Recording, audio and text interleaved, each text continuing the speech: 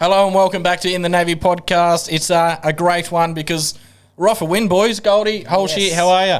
Proud, relieved, happy. Oh, it was great. And let's just get straight into just a general chat about the match. I'm going to throw to you first, Holsh. How'd you feel, mate? Oh, mate, for the first time, I was reasonably calm through it, which normally I'm up screaming, pacing around the house, and I thought, maybe that's why Carlton is so shithouse in those last few minutes. So I stayed as calm as I could, and my wife was out getting groceries, and I was sort of jumping around a bit after it happened, just really happy, wanted to share it with everyone. But, look, just relieved, huge win. What are your thoughts, Goldy? I had PTSD. Mate, I was shitting myself the whole game. I don't care that we're freaking 6 goals up, 5 goals up, whatever it was. I was not comfortable that whole game, but glad we took the chocolates. Well, I must admit I sent you both a message after Jeremy Cameron kicked them 2 goals early in the last quarter. Yep. Said I've read this script before and I thought, here we go. But held on, got the win, pumped about it. So yeah, a win is a win, fucking pumped with that. Just thoughts about our game plan. Do you think it changed much over from round 1 to round 2? Do you think the ins and outs really helped Goldy? Well, starting on the way we played, it was 2 different games, wasn't it, really? We actually, holy shit, we found the corridor. We actually used the bloody corridor this week, and that pressure that we brought, and bringing in dirt and stuff like that, he just brought the pressure with him. The whole team lifted, and we used the corridor. We didn't hug that bloody boundary like we did last week, and geez, it made a difference, didn't it? Yeah, look, it was a stark contrast to the first one, and the corridor is bang on with what Goldie's saying, but the other thing that was so noticeable and brought the corridor into place was we actually played on straight away after we took our marks. In the first week, we were the worst team in the comp for taking the mark and then halting up. So we got the ball, we looked to move it on quickly, and those opportunities were there, those options, and people working hard off the ball, which didn't happen in the first game either. It was a bit of risk-free, bruise-free type. Well, I don't want to say bruise-free, but it was risk-free footy round 1. This time, we obviously took the game on. We took a little bit of risk, and the reward was obviously what it was. Mm. Did you notice much about our, defensive stuff and pressure, and we were more faster? I noticed in round 1, Richmond, when they had a turnover, they just blew us out of the park. They went over the top and they had that free space. Did you notice that much this week? Or I personally didn't. I thought our structure defensively was a lot better for that rebound, but thoughts on that? Well, I don't think it existed so much this week because of those players. We were pushing a lot higher up the ground with our forwards, our Motlops and our Owies and our Durdens. So there wasn't that ability to just bounce. And I noticed that we protected the corridor very, very well this week. In the last quarter when they started to come hard at us, even then, our structure wasn't too bad. But they made the most of their opportunities. Goldie, thoughts? Yeah, we basically beat the Cats at their own game, really, didn't we? Through that middle, they really thrive on winning the centre clearances, and that's what they base their game around. And obviously, they got the 2 ex-Coleman medalists in the forward line as well, so they utilise those. But look, our game was the pressure that we brought. It was our physicality. Beautiful. Physicality, I think, they all played with a lot of, physical intent. I'll be honest, I think if Martin had stayed in, I think he would have got lost in that game, as in it just didn't suit his style. He's, especially looking at last week, but, him as a player lately, I think Durden in with his pressure and Martin out, it was a sort of a blessing in disguise, really. Yeah. The next one that I really had was just a couple of key stats. We had the ball more. We had 54 more touches, so we were able to hold it a lot more this week. There wasn't that panic kick where we were having...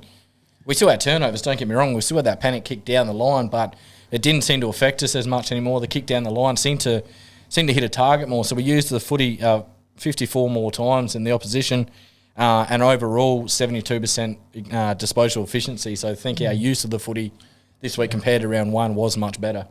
I think there's two reasons that numbers come into play. First, in our kick-ins, we weren't, like you said, we weren't just trying to hit it down the line. We had people working off the ball, and we were able to hit up that short kick a lot more and then make our movement down the field in a quick fashion. The other one was our inside 50s were nothing like.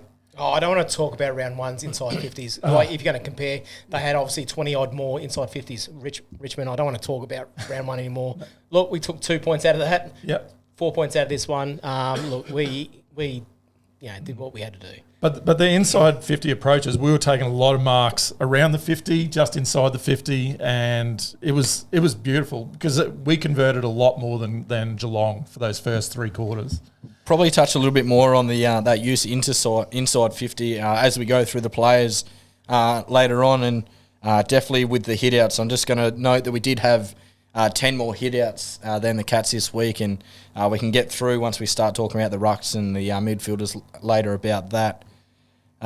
Just want to move on to the next point now? Yeah. Let's go on to Vossi's speech. Holshy, your thoughts? Well, obviously whenever we have a win, I stick around and watch the TV a bit longer. So I sat up and listened to Vossi, and one of the good things with Vossi is no matter what, he doesn't overreact to it, whether it's a win or a loss.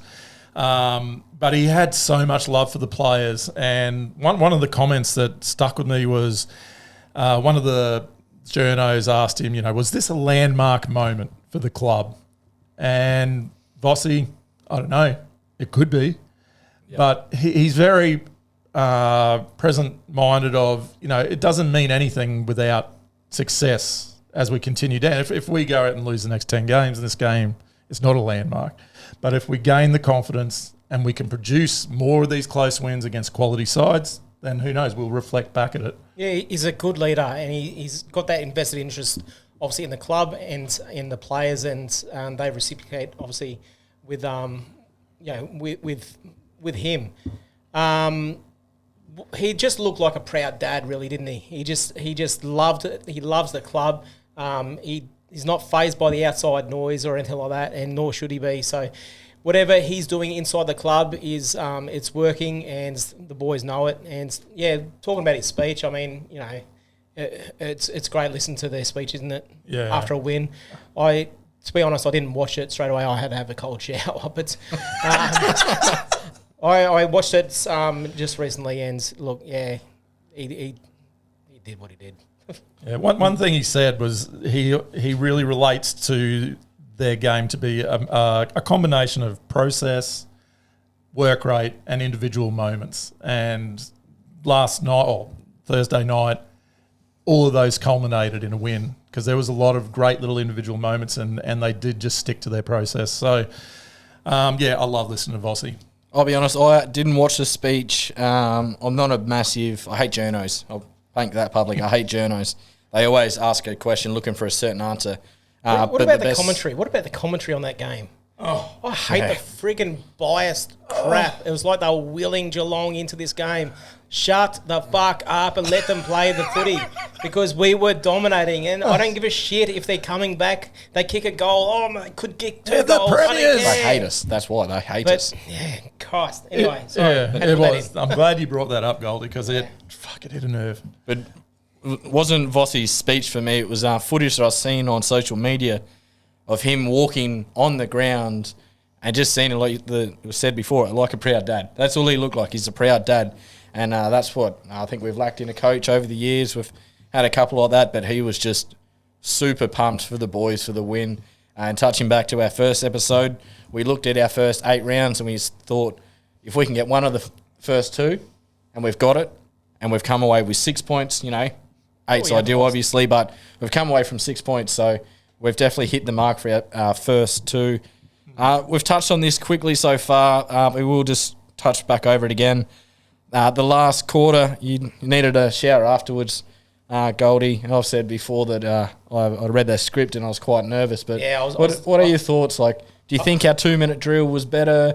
Do you think that we applied ourselves and we learnt from the previous week, or is it just something that's always been there, then we finally done it? Like Vossi said in the press conference, I think it's always there. Like the boys knew what they were doing. I mean, Yeah, that lead was never going to be comfortable, was it? Like I said, I don't care if we were 5 goals up. I was always going to shit myself. But anyway, no, I was comfortable in the last 30 seconds when Doc sort of took the ball. But one big moment, obviously there was a couple of big moments with Harry, big marks in along the wing, coming out of that defensive 50. He took a couple of massive marks, and same with TDK. He took that massive mark in the back pocket, and I think got a 50-metre penalty out of their defensive 50. That was massive, and yeah, look, the boys run. They wanted to win that, and they were going to win that. So obviously they did. Holshy, how'd you feel? Yeah, look, I thought the last 3 minutes we played beautifully. Actually, I think it was more the 10 minutes before that 3 minutes that when they did have the run and gun and they were hitting their targets. I was worried, but I thought they played better than Geelong in those They final. played better than Geelong that whole game. Oh, they dominated Geelong game. generally. I think we might touch on it, but Jeremy Cameron was probably arguably the best on the ground, and I think definitely the best on the ground. But apart from him, there was no one else. There was no one else in that. No one that really shone. No, not at all. There was the 4 previous previous Commonwealth medalists. They were all on the ground at the same time. I think that's the first time that's ever happened. Yeah. So it was, he is hard to stop. He is. Sorry. Do you have something else? No, he's a freak.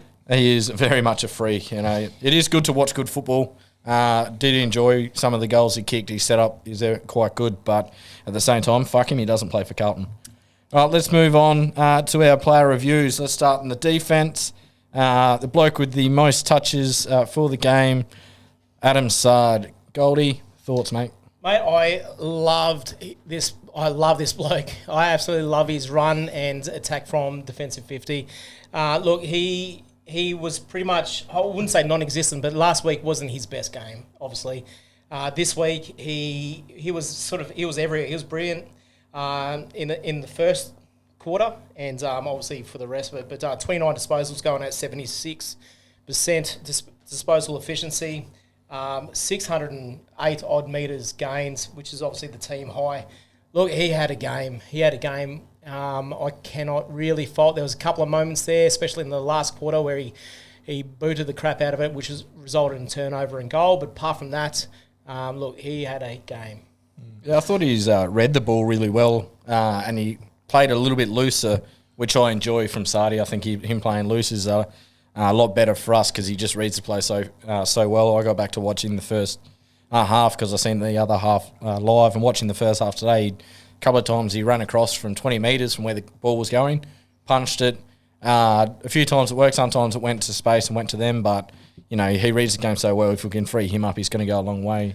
Holshy? Yeah, I think the big thing for me with Sardi was he actually took Stengel out of the game pretty much. He forced. Now Stengel is a quality small forward. They both had their moments. But yeah. But he might have had some moments, but he actually made him run him ragged because all of a sudden Stengel's like, hey, I've got to run with this guy the opposite direction. So he took him both ways, and in the end, Stengel, who's very much one of their big impact players, didn't kick a goal. No, and they had to rely on Cameron. So, I mean, everything that Goldy said with his disposals and the metres gained, like it was a freakishly good game from him. And then to have that added bonus of taking Stengel out of the equation, he's I just can't help but feel he's already going to be All-Australian. Lock him in. He finished up with 10 intercept possessions as well, which is, I think that was a game high. Moving along, we'll go into probably one of our Chiefs down back. We have a couple. Jacob Wiedering, we'll start with you, Holsh. Your thoughts on Wieders? Look, I thought Wieders was just rock solid again. Lots of moments. He got that knock where Hawkins come across and it sort of looked like he almost groped his right eye, and he had to go off the field. The ball went at one end and come back and was launched into our 50, and he took an intercept mark, Wiedering. He was back on that quick. Yep. And that's what I mean. He's just reliable. I don't think there was any crazy standout moments, etc., but you know what you're going to get. Yeah, bloke refuses to leave the game. So you look at last week against Richmond, obviously he did not leave the game at all. He spent the whole time on the field. He probably would have done the same this week like Youngie did.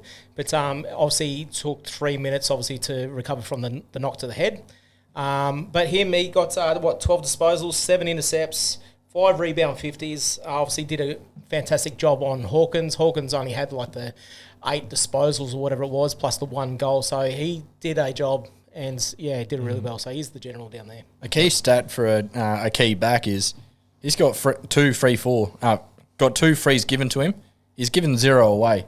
That's difficult for a defender, especially playing against the quality of someone like Hawkins and Cameron, where at times you're going to have to try and chop their arms. And he gave no frees away. Well, I think that's quite handy. Like I said, he did have got. that goal kicked on him against Hawkins, but that was a touch ball anyway, so that could have been anything. Yep. But, mate, he did a job. He's bloody awesome down there. It's awesome for us. Moving on, we got Nick Newman. I'll throw to you straight away there, Mr. Goldy. I thought Nick played probably one of the best games I've seen him play for us. He was absolutely in beast mode, 24 disposals, 83%. He took about 8 intercept possessions, 3 tackles and 5 rebound 50s. He was probably in our top 4 or 5 in, if you're going to give points or whatever, he was probably in our top 4 or 5 at least. Had a fantastic game. He had heaps of the footy. I thought he used it quite well. Holsh, yeah, look, I just thought his physicality. His tackles really stuck, and you could tell when he tackled someone, it stung him when they hit the ground. And there was a number of times as well where he was harassing so much, they were trying to have handball chains, and he'd get his hand in there and stop it, and we'd be able to regain possession. He was just a continuous effort, and I guess that was one of the themes through the night for the whole team. Next bloke, you've touched on him just quickly there, Goldie. You said he spent 100% of the time on ground. Lewis Young. Yeah, he was quite solid. It was a bit of a hard game for Youngie because like I said, he played on a majority of the time. He played on Cameron, who, like I said, is probably arguably the best on the ground. To be honest, I thought he had a great game. Like, if you look at the stats and all the rest of it, let's go over the stats with him. 14 disposals, 7 intercept possessions, 3 score involvements.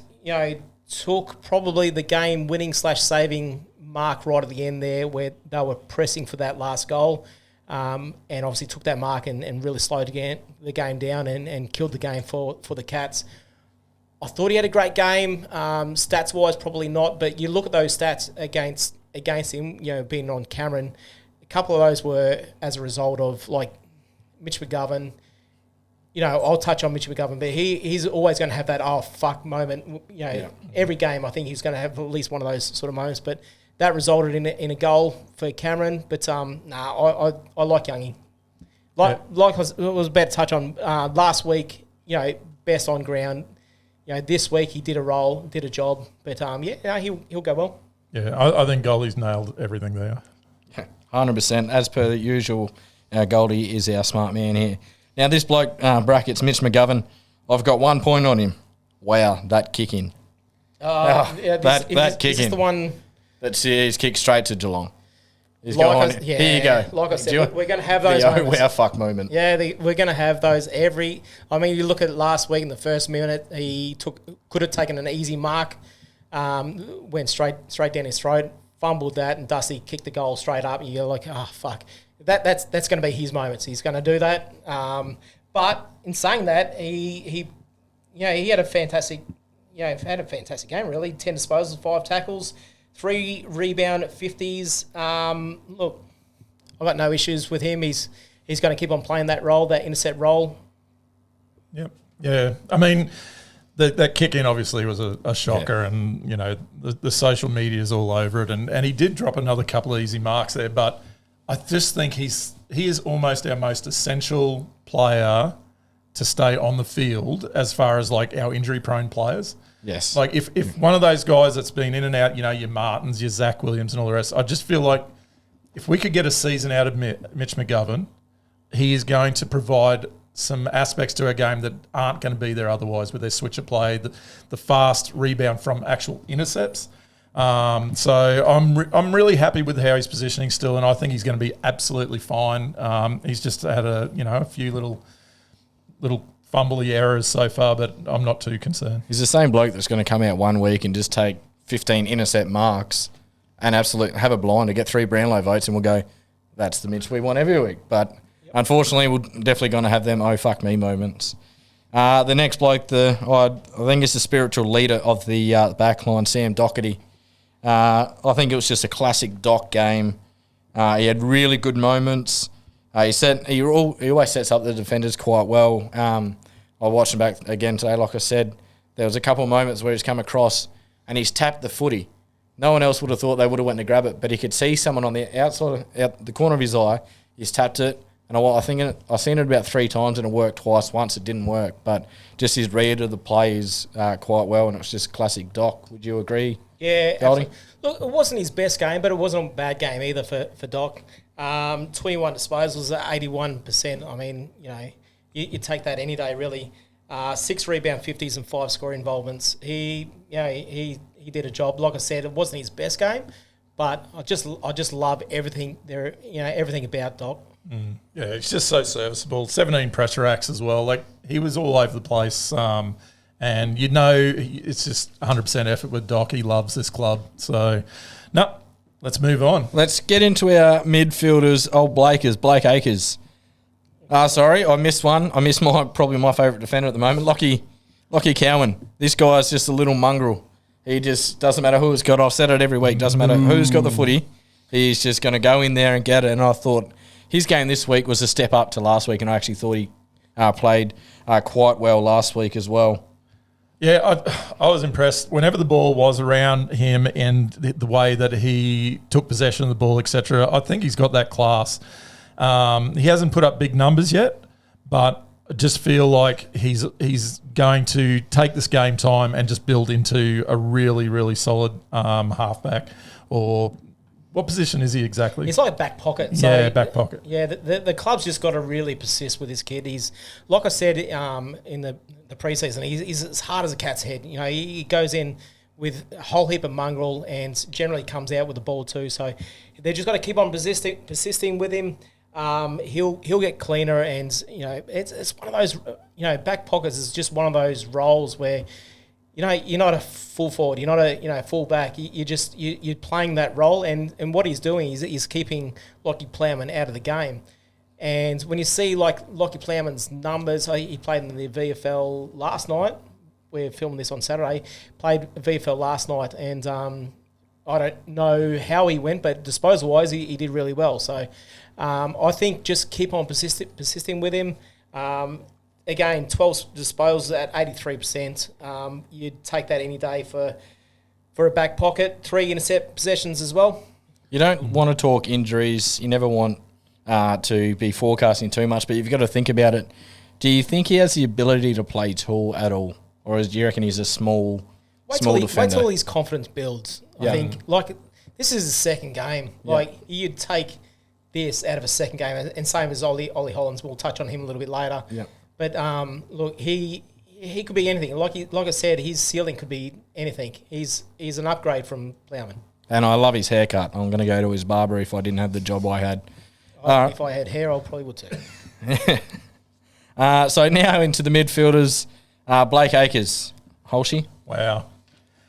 Yes. He stated yesterday that he owed the Baggers family one after round one, and man, he was close to best on ground if we didn't have the most freakish forward in the game. I was super impressed with him. So 26 disposals, 11 of them contested, 11 marks, which was the most for the team. Last week he couldn't take a mark. 88.5% disposal efficiency, which was also the best for the team, if you're not including the sub.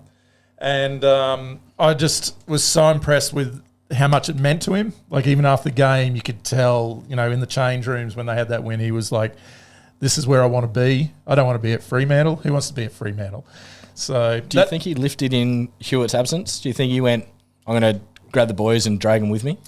I don't know. I think more than anything, he looked at his role and he said, "I'm just going to play this shitloads better than I did last week." And to his credit, like that's what he did. He's a physical wing, which is something we haven't had for a while. You know, we've been screaming out for one like this. Yeah, and to get him for a future third, Shit me. Fucking still. Anyway, no. Look, he also has 8 score involvements as well. So you look at him in the first quarter, he had like 3 disposals, and you go, oh shit, it's another one of those games. But he lifted. I think it's like second quarter, he had about 10 disposals, and then just lifted. But not only did he have those disposals, they were effective. Like I said, I think it was like 88% disposal efficiency.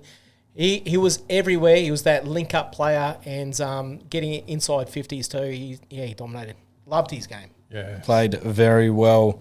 The skipper, Cripps, he went a little bit quiet with the tag. In the second quarter, yeah. But come back, you reckon, Holsh? Oh, look, he's a beast, and his second efforts are second to none across the competition, which is why he's a Brownlow medalist. He had that first quarter, I think he had 11 or 12 posies and was dominating. Then obviously they threw blitzers on him because that's what's worked in the past, and it did. But what had happened was other players freed up because of it. And it's not like Cripper stops from there. He still continues to make his tackles. I think he had 30 pressure acts for the game, which is like... Team high, yeah. This is absurd. This is, the guy that just roams the ground following the ball. 30, like, he's insatiable as towards his effort. If he can't do what he wants to do, he does something else that helps the side. So, I mean, Goldy will touch on it, but it's hard to fault him any week, even though he's pushed in different directions by other clubs. Yeah, I thought he was. I wouldn't say well held against Blitzers, but he did a number on him the last time they played. This time he also he played quite well against Cripps as well. But look, he's that inside ball in there. He just gets in there, he extracts the ball, and handballs it out. I think his handball ratio, his handball was that's his main sort of disposals that he did. But like you said, 27 disposals, 15 contested possessions. Yeah, he went at 56%, but that's because he just gets the ball out and handballs it out towards a player. And look, 6 tackles as well. You need one of those. I think once Hewitt and Walsh sort of come back into the team, he will sort of play that role in the middle, be that inside ball, and then he'll sort of push forward a little bit more than he has been in the first couple of games. But loved his game. Yep. He could have got 3 more disposals. I'm just I was just about to bring that up. Not so much on the back of the what could have beens, but just in that last quarter, I can't remember the exact amount of time to go. I think it was about 9 minutes to go. It's a key part in the game, and you see him run to the bench. What thoughts? Do you think he should stay out there? Give him the rest? He's a workhorse. This is what he does every single game. He works his ass off. You don't see what he does behind the ball or anything like that. But he needed that rest. Unfortunately, Vossi didn't realise that we needed 3 more disposals for our multi. Anyway, let's not talk about it. That's all right. But you got your leg this week. I got mine. Did you get yours? I got mine. Oh, okay. Oh, so sweet. Who's dragging the chain? So let's just move right along to Ollie Hollins. This kid is, I think he's going to have a breakout year. Holsh, what do you reckon? He already is, isn't he, really? This breakout. Look, he's one of my favourites as well. He's like I've been saying, his ceiling is sort of limitless. He's probably the perfect winger when you see Blake Acres and him. They're sort of they're going to be the complement. Perfect. Yeah, they do complement sort of each other. He does not stop running, this bloke. He did tick over 15 kilometres. Obviously, the game high for everyone. 2 weeks in a row, I think he's done that. Yeah, yep. Does not stop, and nor should he because he's young. So 27 total sprints, a game high, 3.5 kilometres at the high speed. Again, game high. So you look at these numbers and everything that's been said leading up to round 1, in the preseason about this kid is obviously, true. So you're not only that, he 20 disposals, 3 intercept, just had a massive game. And you talk about moments in the game, and then you look back at last week. Oh, I'm sick of talking about last week. You look back at last week and what he did when Lynch was going to go for that mark, and he put his fist in and spoilt that. This week it was Cameron was about to obviously early in that first quarter. Yeah, he just turned around. He just finds himself in those spots because of his pace and his run. He can run from defence into attack in a couple of seconds. So running back with the flight of the ball there, not Puts knowing his where body on the Cameron line. is, and to spoil that, Cameron would have slotted that. That's easy 6. So he is. He also, I think he kicked over 450 metres gained. Yeah. So he's having an actual impact on the game. It's not like, he's putting in. He's actually, there's a lot of moments and output that was a big part of that we won. Yeah, I would have loved to see him kick that goal. Anyway, that's right. Next week. All right, Bam Bam, Matthew Kennedy. Is he the most underrated player in our side? I don't know. He'd have to be close, wouldn't you reckon, Goldy? Underrated player. You know what? I'll have a different player, which would probably be Newman. True. He's bloody underrated. But for our midfielder, he is. But looking at his game live or on telly, unfortunately, but I didn't really. He got how many disposals did he get? 26 touches. Yeah, 26 disposals. I didn't realise he got as much ball as he did until I saw it right at the end there. So he had 26 disposals at 77%, 4 tackles, 4 clearances, 16 centre bounce attendance. Looking at it live, I didn't realise it, but looking on replays and all the rest of it, he had massive moments. His burst and speed through the middle, exactly what we needed. He took a couple of big clutch time sort of marks. He was brilliant. And 22 pressure acts as well to go with them 26 touches. I thought he had quite a good game. So you reckon could be our most underrated, but how do you think about how we played on Thursday night? Oh, look, as Goldy said, you don't notice it a lot, but it's a lot of the contested work. He's a contested beast, one of those, the 4 that we've got there. And you often do not notice them as much as the actual clearance work itself. When he's in and under and getting that ball out.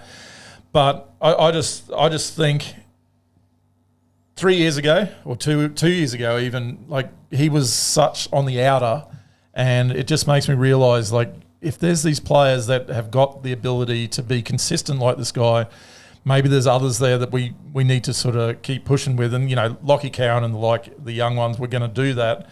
But Kennedy was one of those guys that, we probably could have had him playing like this 3 years ago. And it could be the coach as well. I think Voss came in and went, I know what this bloke does. He does what I used to do. And voila, we've got someone that's actually doing his job the way it should. And it's the same with Setterfield last year. Voss was like, no, this is what Setterfield does. What the hell are all these past coaches doing these other roles for guys that aren't built to do that? So I think Bam Bam is just one of those great stories. So just on that, so I'm not making a breakout year joke here about Hollands, but so that was Kennedy last year. That was his breakout year where he stood up, and now he's just continuing on from that and for sure. getting better this year. Wasn't his first game the breakout? Let's move straight past that. Now this bloke, I had him going out of the side last week. Ed Curnow, Charlie's brother. I had him going out of the side, but I tell you what, after watching the last 2 quarters and rewatching the first 2 today, he held his spot quite well. He's just tackling machine. He is, and what he lacks for in disposal efficiency and skill, he makes up for in his hardness and his toughness around the ground. Look, coming into that game, I thought, I was talking to you boys, and I thought that maybe Fisher might have played that Hewitt sort of role.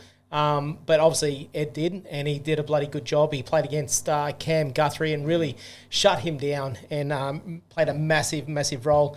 25 centre bounce attendance, and that was the team high. You look at his pressure acts were through the roof. It was 23 pressure acts, but you look at his disposal efficiency and all the rest of it. That's going to be Ed. I wasn't 54%, I think it was, and he's lined up for goal at 30 metres out, 45-degree angle. He didn't get his kicking skill from his brother, obviously, but he slotted that one through. 7 score involvements, and like I said, really shut down Cam Guthrie. Yeah, it was the Ed of old. The Ed of old, shut down role, but racks up the disposals. I think we just forget how good he is. Oh. When he shuts down players, that we didn't really see it last week. I don't think he really played that really shut down sort of role like we thought he was going to. This week he did that and some. I'm very interested what happens when Walsh and Hewitt return. Yeah, I think he'll struggle to hold his spot, but if we need a tagger, I think he's the man for the job. Moving along, Adam Chera, great first name by this bloke. He struggled a little bit early, but I think he come good late. Goldy? Yeah, he did struggle early. I mean, you look at the couple of goals that they first got. There was a couple of turnovers directly from Chera.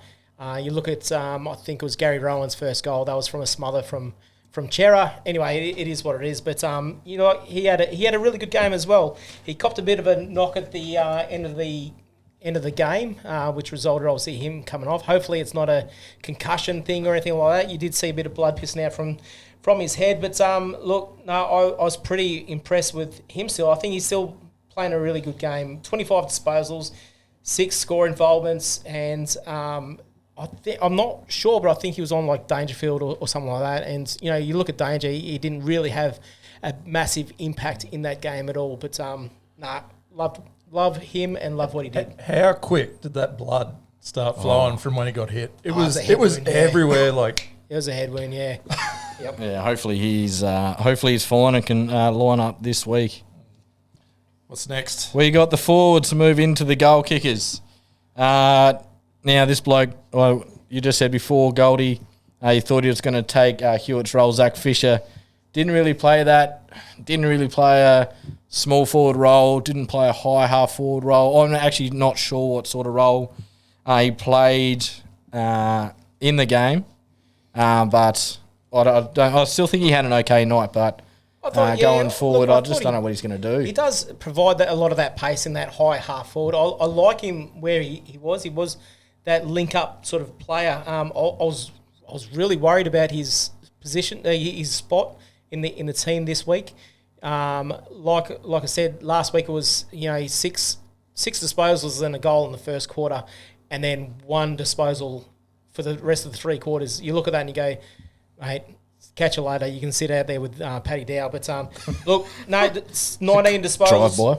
Yeah, I like that.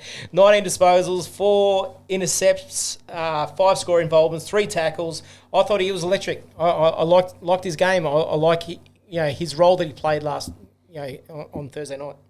Yeah, that's all you want from this guy is a 4-quarter contribution, and you'd be happy. But it just doesn't happen often enough, and that's what Voss needs to get out of him. If we could get that out of him every week, and a lot of it goes unnoticed, but you'd be happy with that, and maybe just take those last 3 quarters of last week out, and he's been brilliant. Yeah. He's been brilliant. Yeah. I thought, like I said, he was going to go in the middle a bit more, but he didn't attend any centre bounce, any centre bounces at all. So, yeah, is what it is. Yep. The big fella next, 5-goal-2.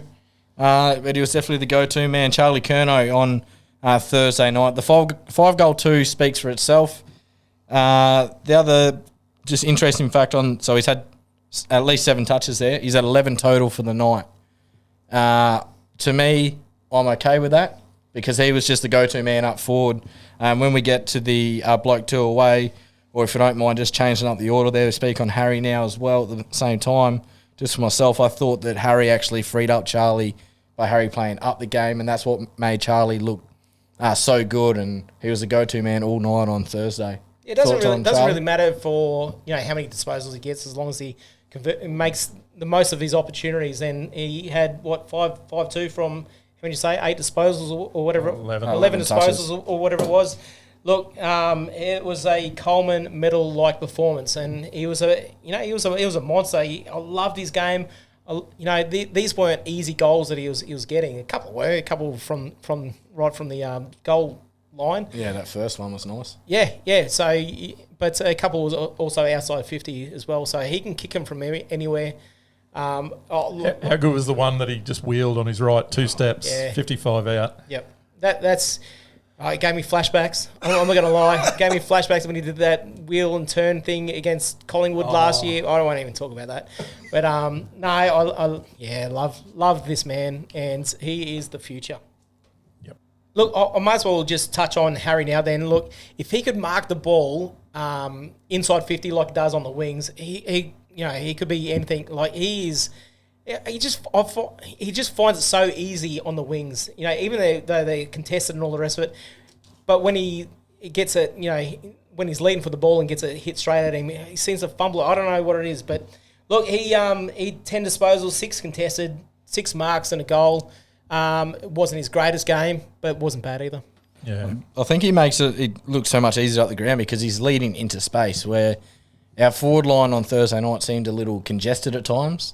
There wasn't many, I don't know, when I was coaching footy, you have dummy leads. We didn't seem like we had that to, make your space for Harry because he is that out in front, like Holshy said. He'd rather hear where Charlie's going to, 3 blokes, he's still going to grab it out of a pack. We want Harry running at the footy and he's doing his work up the wing, which I think makes Charlie so much more dangerous. If he's doing it up there, it's going to create that space for Charlie down forward. Holshy? Yeah, no, look, it wasn't a huge game from him, but still, as Vossi said, those individual moments, he had 3 at the end, those 3 marks. No, crucial. Yeah. They're all massive. So, look, I love the man, and he's still playing a role in doing what's required. Yeah, someone's boy, Corey Durden, your boy. My boy. How do you think he went? Welcome back, son. Welcome back. It's good to have you back. Daddy's here, Corey. Daddy's here. Look, don't ever leave again. Don't ever leave again. His impact was immediate. Okay, That smother. That smother in the first minute or two. Obviously, got the ball back and then hit up Motlop forward 50. And then obviously Motlop hit up Charlie, which resulted in a goal. But that's what he does. He brings that massive pressure. I can talk about that massive goal that he kicked check side into the goal. So I mean that was brilliant. But his pressure not only in forward 50 but around the ground, inside 50. You look at watching the game, then all of a sudden Dirds is back pocket. And you go, what the fuck are you doing there? But he's providing that pressure. No, he's providing that pressure, and mate, I love this kid. Absolutely love him.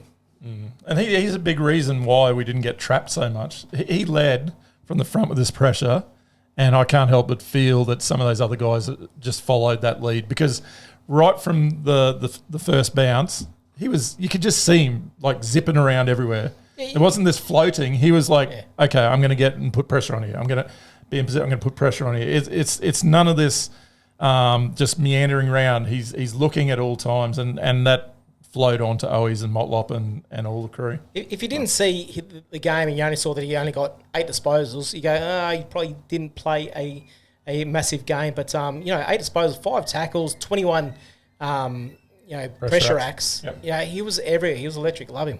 Yep. It's great to have him back, and it begs the question: is he our best small forward? We'll leave that for a few rounds to work that out. Let's move on to the next lad, Jay Sauce in his 101st game. Look, I think he needs some time maybe to work out 100% of his role with now Pitt was back. I think it worked, but we'll touch on the rucks later. Jay Sauce subbed out late to bring the sub in. I still think he played well being that link-up man down the wing. He definitely can play quite tall. I thought when it wasn't Harry, it was Jay Sauce. So I still think his work rate was second to none, but until he works out exactly what he's going to be doing every single week, he can't be chopping and changing. That's when he's really going to start playing his best footy. Thoughts there, Goldy? Yeah, look, he's the heart and soul of the club, really, isn't he? He was probably the plan to go into that game that he play three quarters, work his ass off, and then get subbed out. That was probably a plan. We don't know what happens behind closed doors, but 13 disposals in the 3 quarters, going to 69% with 6 score involvements. I mean, you didn't really see him a lot, but he was always there. I still don't mind his game. As a, for his role, I think his role should be exactly what he did. Play that high half forward, ruck if you need to in that forward 50, but stay out of the centre for me. Yeah, I see Cripper even did a bit of ruck work down forward. What do you reckon about JSOS? Yeah, look, I agree. I thought he played a fine game. It was quiet, by anyone's standards, but at the same time, to just be able to still have that input into 6 score involvements means he's done his job. Well, I'm going to throw straight to you with the next bloke, Holshy, Jesse Motlop. Yeah, look, I thought Jesse Motlop played pretty well. The thing I keep noticing with him is his ball movement through the middle of the ground is just getting more and more composed, hitting his targets and creating for us. And he always seems to chime in with a goal as well on the back of that free that he received. Look, I think Motlop, we talk about who the best small forward is. Durden is the best small forward from a pressure point of view, but I think Motlop is going to become, as time goes on, he's going to be that scoring weapon. He's got 3 in this one, but I just feel like Motlop, you give him this year, get it under his belt, and I think next year you're looking 40, 50 goals. Do you think he was lucky to get that goal with the free kick? It was there. It was there. You reckon it was there? I'm not biased at all. Did you see what happened after the free kick was given away by that Deconing bloke? Bit of brotherly love. Yeah, Tommy come through and It's good. yeah, I thought that Love was quite good. What do you, Jesse's game? How do you think he went? Yeah, he was good without being great. But what he did was bounce back from last week. He had a really, really average game, no pressure whatsoever. But this week, I don't know if it's because all the boys lifted and he had Durden with him, providing that pressure as well. But he really lifted in that sort of sense as well. So yeah, he come back with that goal.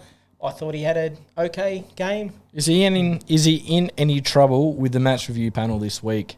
You haven't seen the footage? You haven't seen the footage either? There's a clip. There's a clip. I don't think he means it. No, He's run past it. I only got shown the footage about 20 minutes before I started driving here to do this. I don't think he's any trouble, but the question mark was raised on social media. I think he should be right. There's only one bloke that got charged, and that was TDK. TDK. Yep. He got $2,000 fine or whatever for kneeing Stanley in the guts, and yeah, probably deserved that. Stanley? Yeah, they probably both did. The next one, he kicked 3. As we said before, Holshy, how do you think his overall game was? Obviously, 3 is good. It was Owies from last year. He had Goldy will have the figures there. How many pressure acts, mate? Pressure acts is something I don't have. Thank you for throwing that to me. But well rehearsed, guys. No. He 3 goals, 13 disposals, 6 contested, 7 score involvements. You talk about people that are underrated. This bloke is underrated too. You talk about Durden and Motlop being your only 2 small forwards and that, but this bloke performs week after week. You're not going to get a polished game from him every single week, but he's always doing something. He's always trying his ass off, and this week was the same. Last week, yep, you can criticise those small forwards for not performing. This week they all stood up, including him. 15 pressure acts. That's what I was about to say. Yeah, and his set shot. He's pretty reliable. Yeah, you bank it. Yeah, every time. Yeah, no, he just seems calm. Doesn't worry about all the what's going on around. He just keeps his process and seems to, like, more often than not, he hits his set shots. I love that. Oh, I'm a fan of Owies. We touched on the big man already. He got a $2,000 fine for kneeing a bloke that maybe deserved it, you reckon? Goldy, your words, not mine. TDK, and then let's combine the two and speak about it at the same time. TDK and Pitt, how did it go? Did we benefit from it? 100%.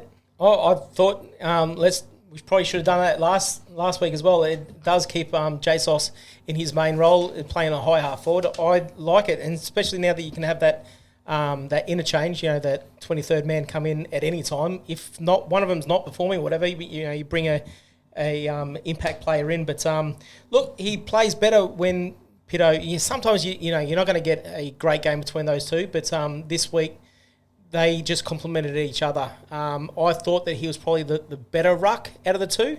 Some other stats might not say otherwise, but you look at him last year and you go, he kept on getting thrown around a little bit. This this week and probably last week, he's starting to fill out, and it's probably got something to do with Cruiser, helping him out in the off season and all the rest of it. But he held his own against Hawkins, in the forward 50. He held his own against Stanley.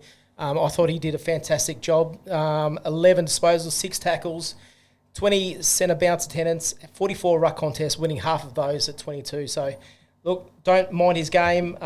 Took a couple of big marks, and like I said, that big mark that he took in the back pocket that resulted in a 50-metre penalty.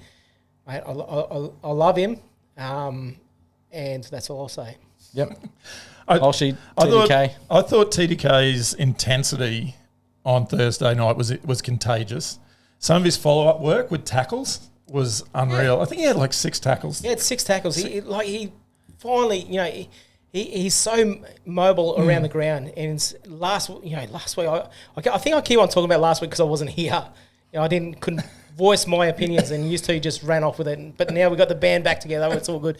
But last week it was sort of non-existent. This week, mate, he was, showed that real pressure. And 6 tackles. And it also, I think he used his body well around some of the contests that were coming into Charlie and Harry.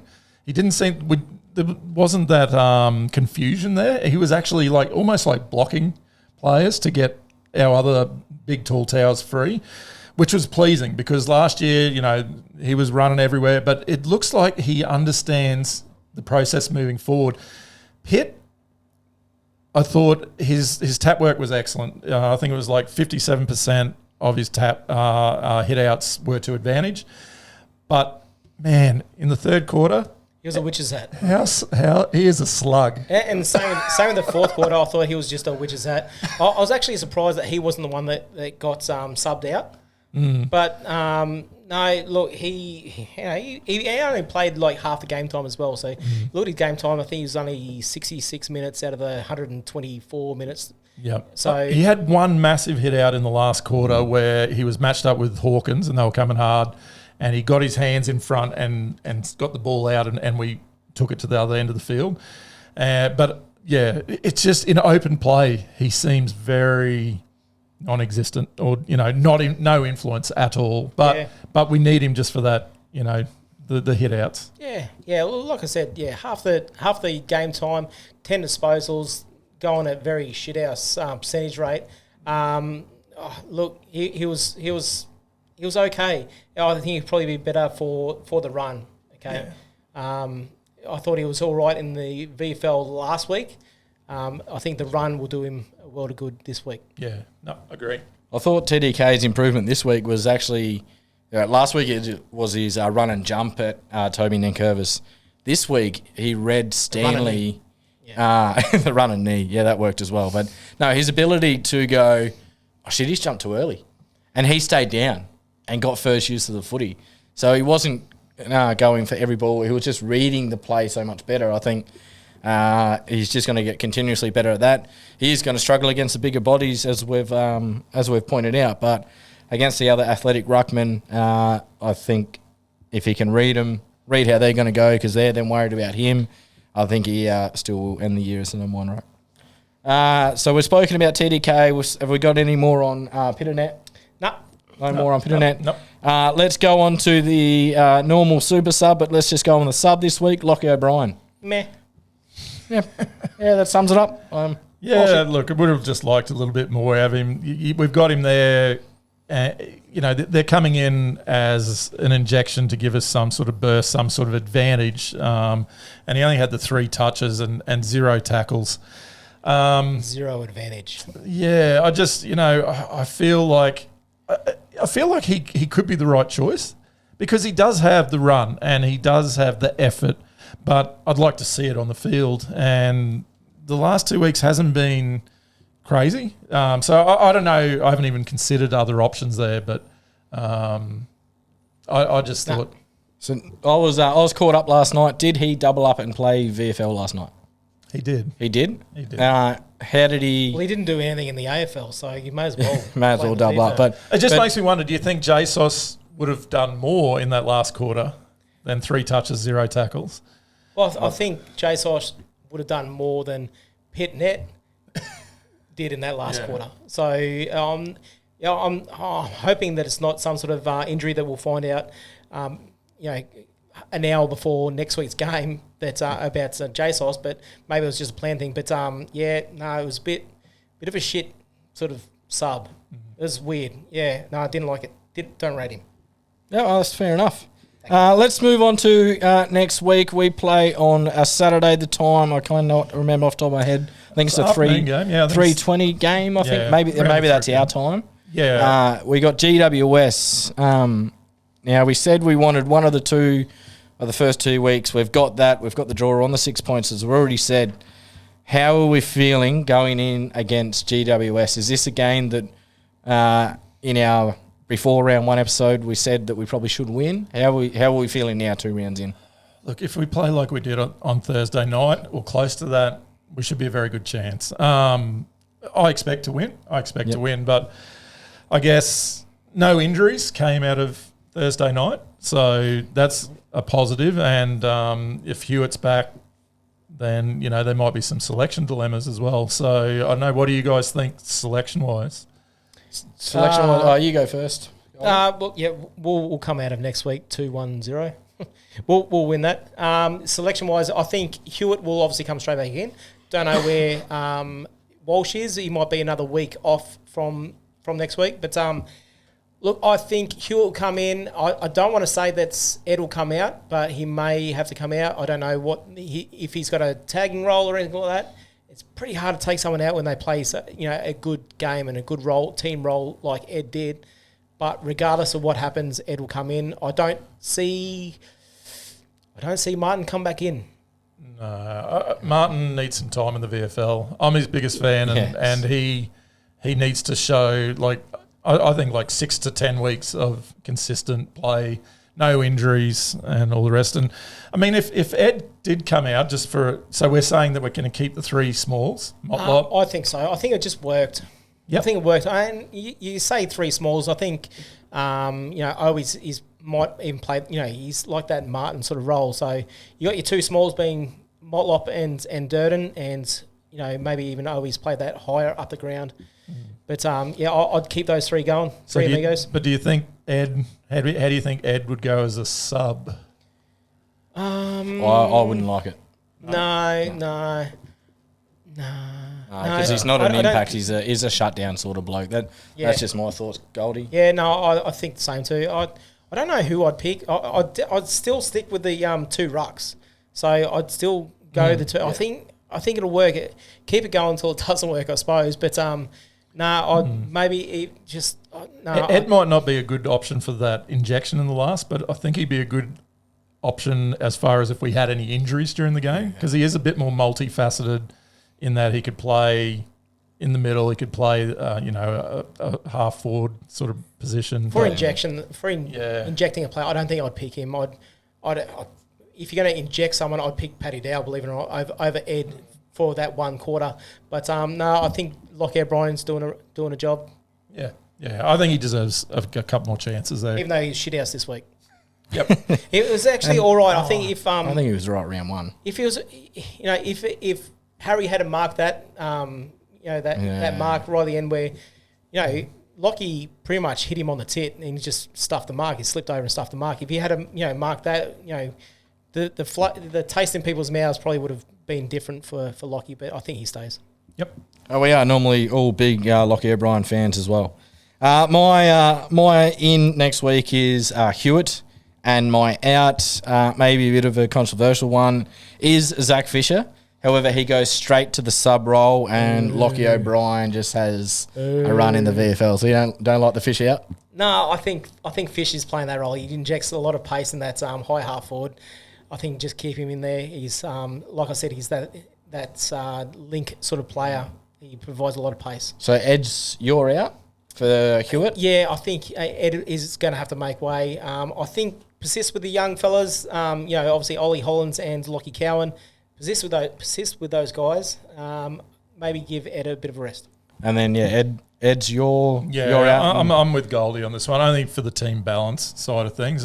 Like Ed's proved that he's up to that. He's got back to that standard. But I think if Hewitt comes in, and then obviously if Walsh comes in a week later, I think Ed is going to have to take a step back. You know, the best thing about having these selection dramas it shows strength and depth. Dilemma. How good is it? Boys, we've got anything left? No. Holshy, you got nothing left? I'm just super stoked, ready for Saturday. Can't wait for this season now. Goldie, anything left, mate? Loving Nothing to it. say? Loving doing this after a win any day. Oh, so much better with the win. Thank you all for watching. It's been a great doing an In the Navy podcast for you guys again. Please like, subscribe on YouTube. Share it to your mate. Share it on your Facebook. Share it on your Twitter. Don't share it on TikTok. Just get it out there and go the Blues. Go, boys. Go Blues.